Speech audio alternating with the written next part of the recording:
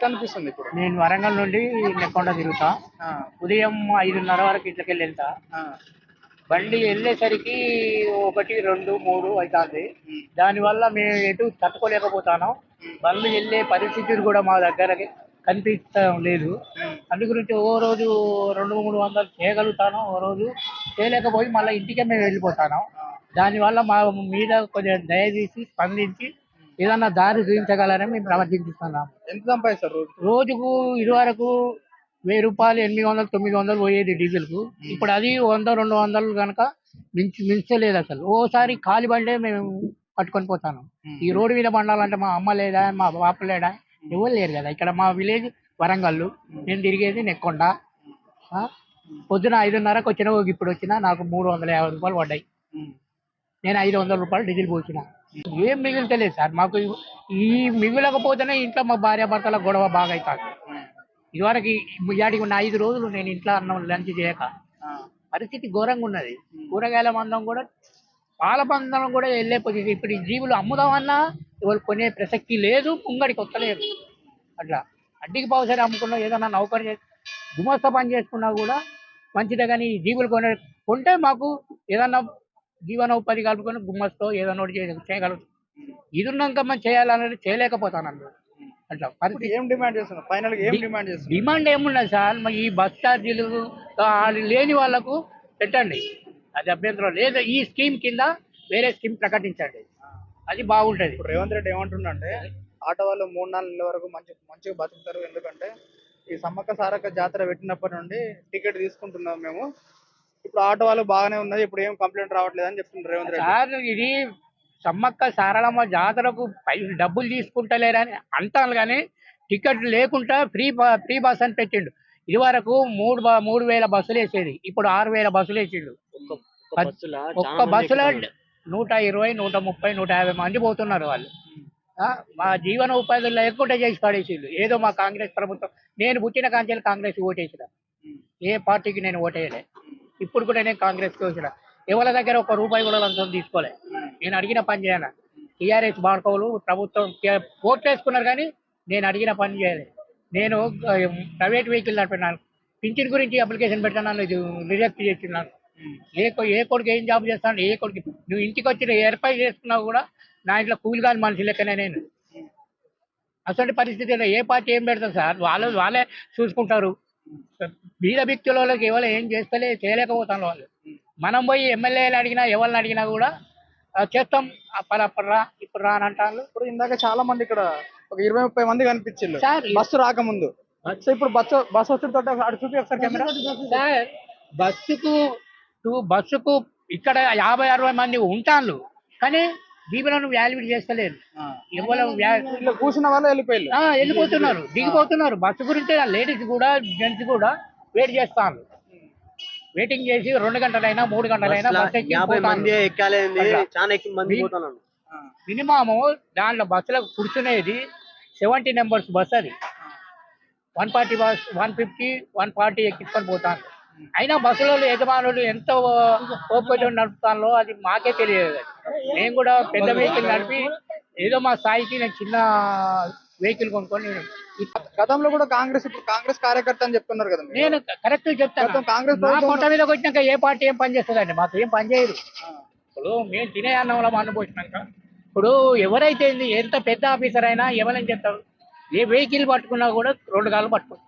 అయ్యా సార్ మరి పరిస్థితి అంటే ఆయన ఒక సానుభూతి చూసి పోరా అని అంటారు. అసలుది ఏం లేదా, ఇది మా తినే అన్నంలో నువ్వు మన్ను పోసినావు. ఎట్లుందన్న? ఏమున్నది ఏం లేదు, ఇంకేమున్నది, మా బస్సులు అయిపోయినాయి, డ్రైవర్ల పని అయిపోయింది. టీఆర్ఎస్ ఉన్నప్పుడన్నా బాగున్నది, కానీ ఇప్పుడు కాంగ్రెస్ వచ్చినా కానీ ఏం లేదు. టీఆర్ఎస్ ప్రభుత్వం ఉన్నప్పుడు కూడా కనీసం బీద బిక్కోడు బతికిండు, కానీ ఇంత టైట్ చేస్తారని ఎవరి కళలు కూడా మేము ఊహించలే. ఇట్లయితుందని కనీసానికి పెట్టినా కూడా బస్ పాస్ ఫ్రీ పెట్టిన సరే మంచి. సోనియా గాంధీ అమ్మ గారు ఒప్పుకున్నది, రేవంత్ రెడ్డి గారు ఒప్పుకున్నారు, బట్టి విక్రమార్క ఒప్పుకున్నారు, అన్ని చేసిండ్రు. కానీ వాళ్ళు పెట్టుడు ఏం చేసిందంటే మొత్తం ఆల్ ఫ్రీ అనేసరికి చాలా మంది ఇక్కడ ఆడోళ్ళు మొగోనికి వాల్యుయేషనే లేదు. ఇక్కడ తెలుగుదేశం ఉన్నప్పుడన్నా మొగోనికి వాల్యుయేషన్ ఉన్నది, కానీ ఇప్పుడు ఈ కాంగ్రెస్ ప్రభుత్వం వచ్చినప్పుడు నా జీవితంలో ఇప్పుడు నేను కోరుకున్న నా తెలివితేటతోటి ఇప్పటి వరకు ఈ గతికి ఇంత స్థితికి రాలే. నేను దగ్గర దగ్గర 60-70 ఏళ్ళు అవుతుంది. నేనున్న 60 ఏళ్ళు నాకు నడుస్తున్నాయి. చిన్న వెహికల్ తోటి పెద్ద వెహికల్ తోటి చిన్న వెహికల్కి వచ్చిన ఏదో నడుపుకుందామని వచ్చేసరికి ఈయన ఉన్నది పోయింది, ఉంచుకున్నది పోయింది. ఇప్పుడు ఇవాటికి 2 days ఇట్లా నేను లంచ్ చేయక ఎవరితో చెప్పుకోవాలి? నీకు నువ్వు నమ్ముతావా? నమ్మవు. ఇంట్లో పోతే ఏం సంపాదించిన బండి పట్టుకొని పోతాను, ఏం తెస్తానా ఏం చేస్తానా అని అడుగుతాను. ఏం సమాధానం చెప్పాలి? చెప్పలేకపోతాను. నాకు 3 కొడుకులు, 1 బిడ్డ. బిడ్డ బయటికి ఇచ్చేసినాం. ఉన్న కొడుకులన్నా ఇది చేసుకొని పోతే వాళ్ళకు కూడా ఏది లేదు. ఇప్పుడు నా కొడుకులు ముగ్గురు ఇట్లనే ఉన్నారు.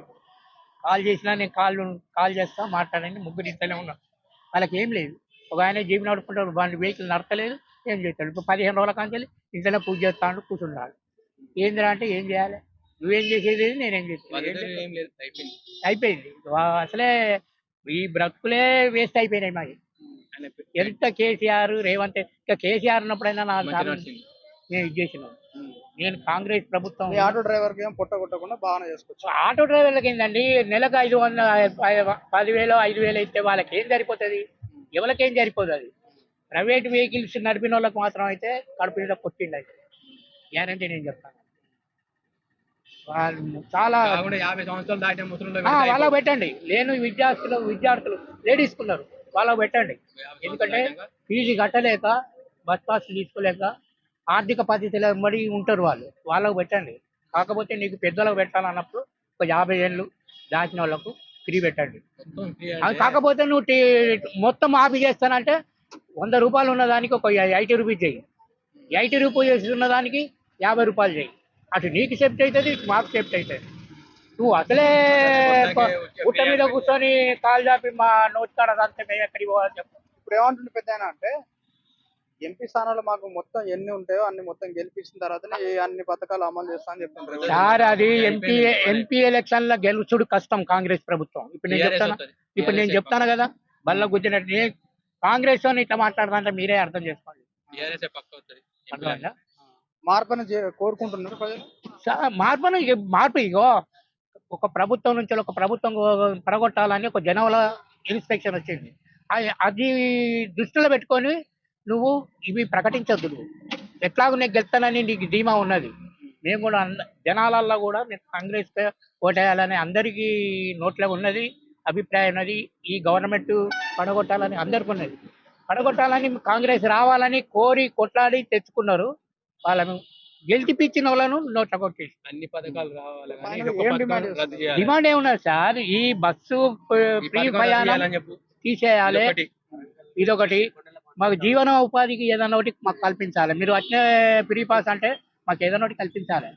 లేకపోతే రోడ్ల మీద గుడి ముంగట కూడా ఆడుకోవాల్సి వస్తుంది. మీరు చేసే అన్ని కరెక్టే. మీరు పథకాలు అన్నది చేసే అన్ని నిలదీసేది, ఎవరిని నిలదీసేది అన్ని మాకు తెలుసు.